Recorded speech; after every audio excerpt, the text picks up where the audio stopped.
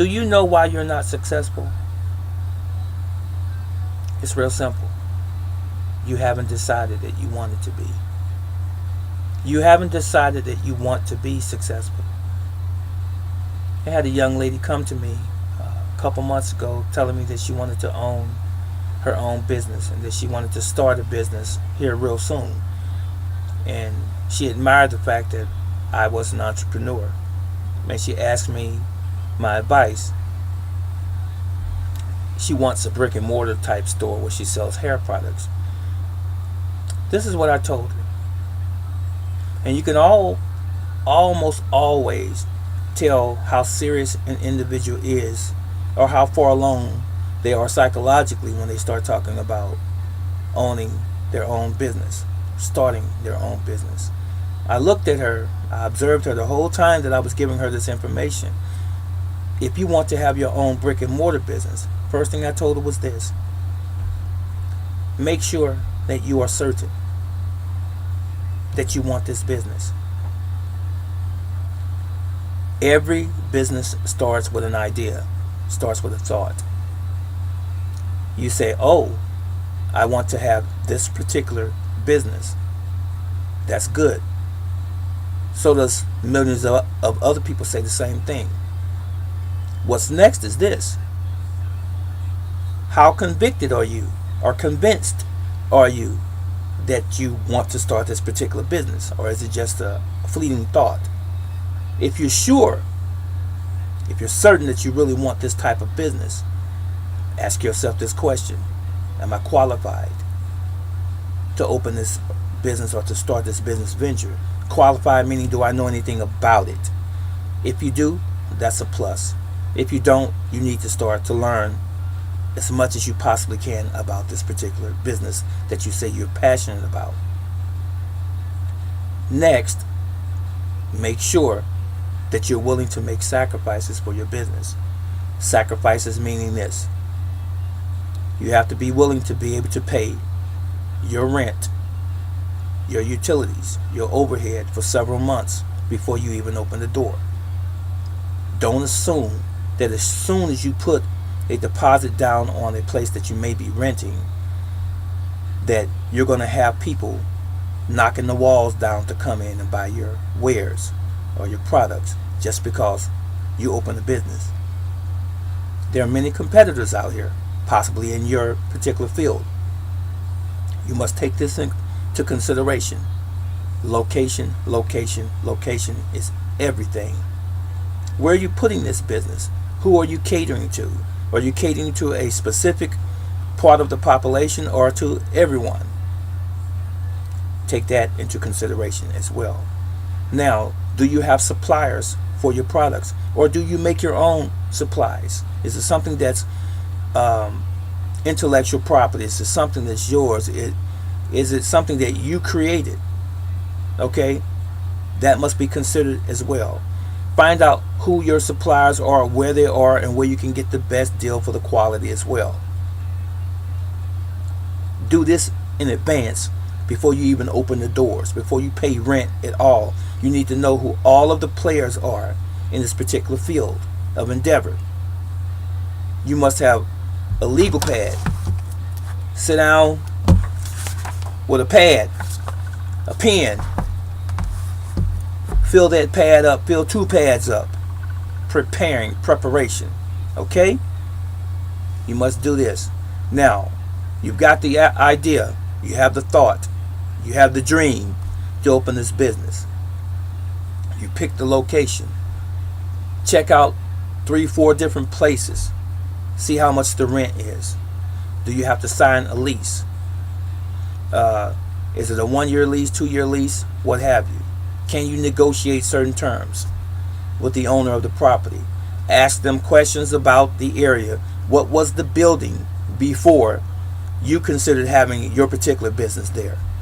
Who was there? Who was the tenant before? What kind of business was it, and how long were they there?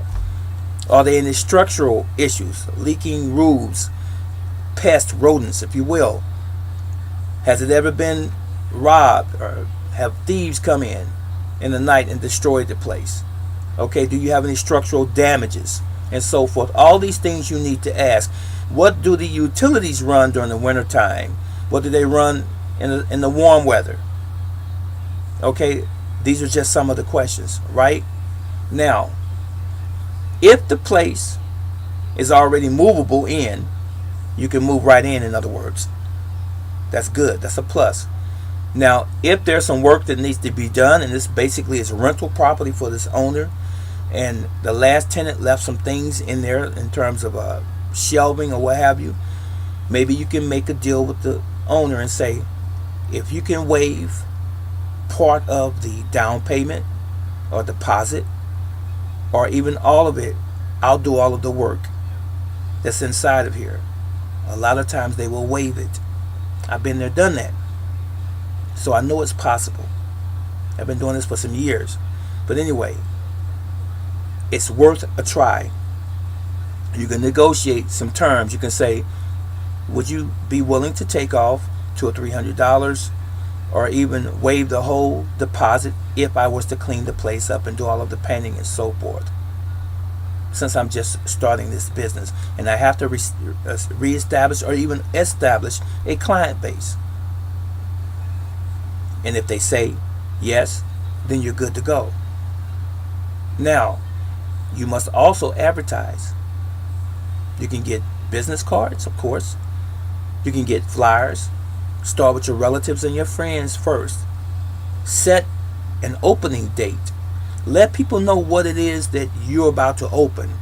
Don't just say so-and-so's factory outlet and no one knows what the factory is selling. Okay? Make sure that if it's a hair care place, you tell them specifically what types of products that you have in the flyer without overwhelming them with a whole inventory of things. Just be basic.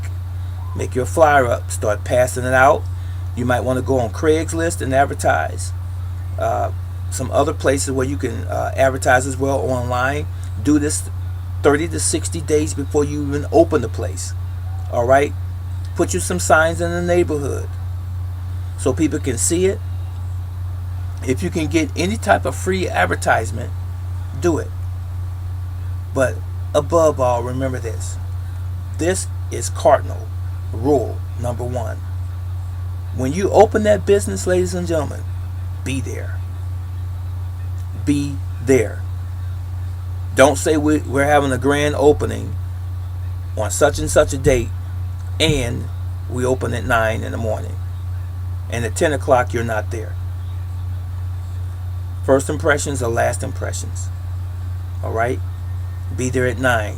And if that's going to be your regular schedule, be there at 9 every day. I don't care if you become a little discouraged because you may not have that many people coming into your business at first. That's part of the process, okay? But if you are consistent, you would be surprised who's noticing that, who's paying attention. Eventually, your customers will come. Eventually, you will build a customer base. And as long as you provide good service, you're courteous, you're respectful and honest with your customers, and you give them a good quality product, they will continue to come and they will tell others to come, and your business will start to blossom. But be there. Don't skip 2 or 3 days a week and not be there and then pop back up because you're discouraged, because you're not making the big bucks right away. And once you start making some money and you have a real good day or a real good week, put the money back into your business and don't go out trying to put a deposit on a car or buying you an outfit. Okay? Don't try to look for the self-gratification first. Look for building your brand, your business first. Everything else will come in time. These were my helpful hints to you about starting your own business, the brick and mortar type.